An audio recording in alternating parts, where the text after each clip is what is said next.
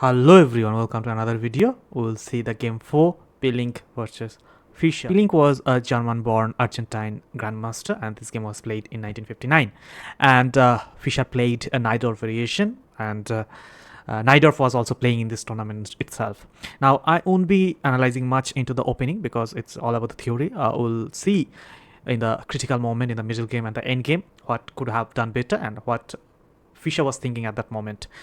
So let's dive into the game. It started with e4, c5, knight f3, d6, d4, c takes d4, knight takes d4, knight f6, knight c3, and a6, which is typical Najdorf variation. Now here, bishop e2.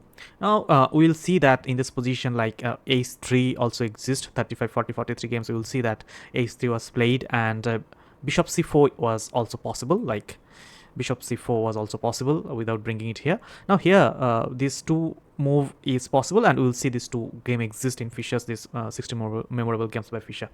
Now here we have to remember a few things. In typical Sicilian defense, what happens, like white castles in the queen side, black castles in the king side, white goes for king side attack, whereas black goes for queen side attack, and all go for their opponent's king. And that is typical idea in Sicilian defense. But here, once bishop e2 played, you have to remember white is preparing, mostly going for the king side castle, and black will also go for king side castle, and then this firework won't exist in the board. Now, if without playing bishop e2, white could have gone maybe ace3, or maybe like simply bringing this bishop at e3 and lifting the queen. Typical Yugoslav attack we have seen in game 2, where Fischer played Yugoslav attack against Sicilian dragon variation, like bringing the bishop, then lifting the queen, going for castle, whereas black went for kingside castle and those firework. But as bishop comes here, so it's most likely it's going to happen castling in the same side of the board.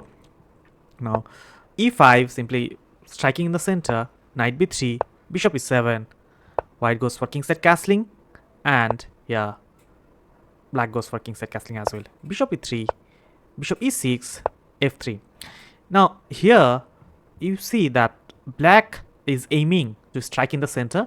Black knight is not that good here. Rather, black will aim to go with maneuvering knight here, here, and maybe at certain point here and here.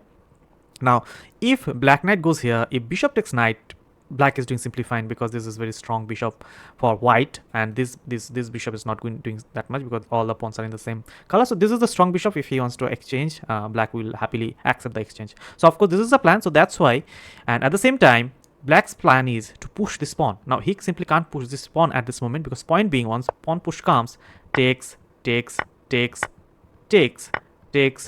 bishop takes, and then rook will have the access of this open file, and this knight yet to be developed. So of course this is not pleasant for black. So from this position, black played queen c7 with the idea that bringing the rook into the game, maybe now maneuvering the knight here and try to push this pawn.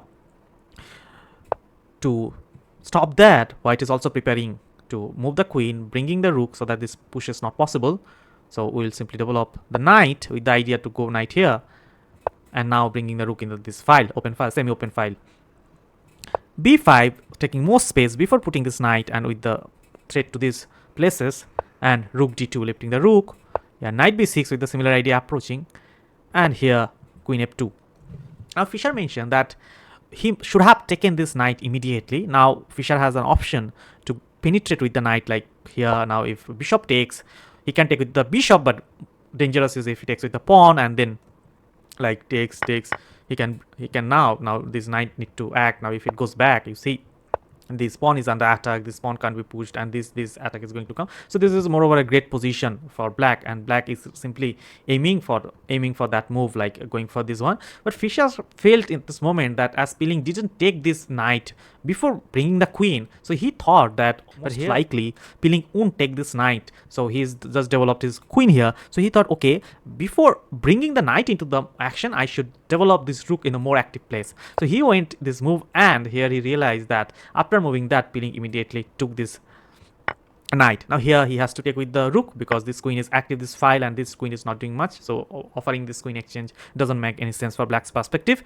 So knight d5, centralizing the knight, knight takes d5, e takes d5, bishop d7, f4, and bishop f6. Here Fischer mentioned that he could have played the f5, but it would have weakened his own pawn structure. Like just see from here, like with this move it would have given, like after pushing, now remember you have to, why this move is very important. Now just see how grandmaster thinks from here. Like if at certain point without moving this pawn, if this pawn takes happens, this bishop is going to harass this rook at certain point, and this rook is protecting this square simply. If it goes back, this pawn will fall. So this is simply preparatory move which he prepared, and now after taking this bishop even goes, so this is safe.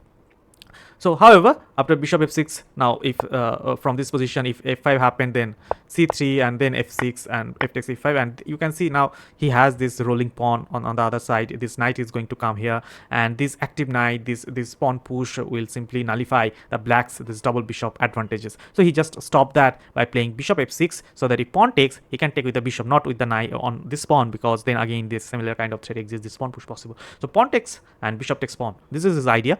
So of course c3 preparing the same thing, so that bishop can come and harass this rook and take this pawn in future, and maneuvering the rook now, because this rook is not doing much here now.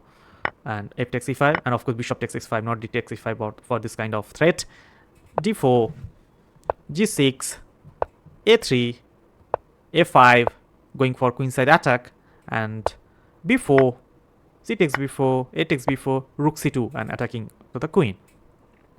Queen b6, knight c6, and here you just see the position. From this position, Fischer missed one thing here. Like this pawn push would have been so great, considering this rook is simply overburdened. This rook is protecting this pawn, this rook is protecting this knight, because bishop takes knight, pawn takes knight, simply queen can't take because this rook is protecting. So this rook is overburdened, this rook is protecting this square, at the same time this rook is protecting this knight as well. So this pawn push would have asked question to this rook where it goes. If it goes here, this pawn, this will fall. If it goes back, then this pawn will fall. However, Fischer missed this move. He took b takes a3, queen takes b6, and rook takes b6.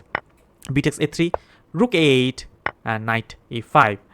Now d takes e5, rook c3. Now you just see from here, like if this is hanging, he can't go here because this will be too passive rook. On the other side, if they simply, without bringing the rook here, protecting this, if it would have come with the 7th rank, this rook will go here and simply nullify all kind of threat. Like it's protecting this bishop, it's attacking this pawn, at the same time this pawn is hanging, so he's simply helpless. He had to protect with this rook. Now here simply rook taking the 7th rank, the dream position of any rook's position. Rook c7 and bishop f5, g4 attacking the bishop, and now going for a check. After offering the exchange, of course he won't take the accept the exchange because this bishop is more active, so he simply attacking the rook d6. And here if you see, like if simply bishop takes rook, this bishop takes rook, so this is simply equal because checkmate threat doesn't exist. After going there, he will have some escape route with this, and this is simply equal game, because on the other hand white is also threatening to push these pawns and promoting the queen. So this kind of complex situation he didn't want to go. So here he just said, so here he just brought his rook and attacking this pawn, and rook comes at e1. And here Fischer missed one move, and for which Najdorf after the game scolded Fischer. So what the move he missed, can you guess? Fischer played the move rook takes d6. Now try to comment what Fischer missed from this position.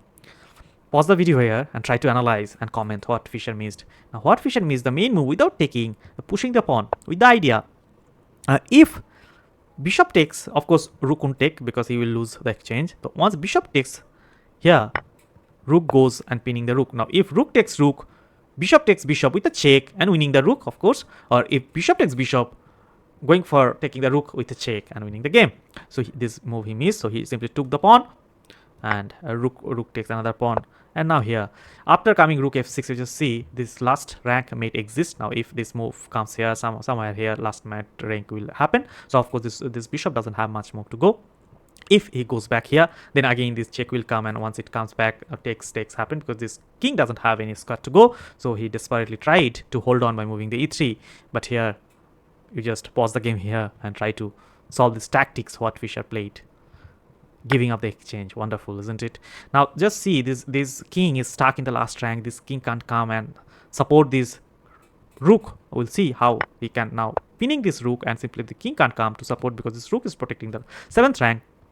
And a rook takes last hope to protect, but here comes rook, and now this is like simply falling because he simply can't come to support this. So he went for some check, and after lifting this, Pilnik resigned from here because this is going to fall. He doesn't have any move. Like if even he comes, takes, and simply he can hit the bishop to pawn, and this will fall. So this is simply winning for Fischer. Hope you enjoyed the game and learned something in that process. Thanks for watching. Stay tuned for more chess. Bye bye.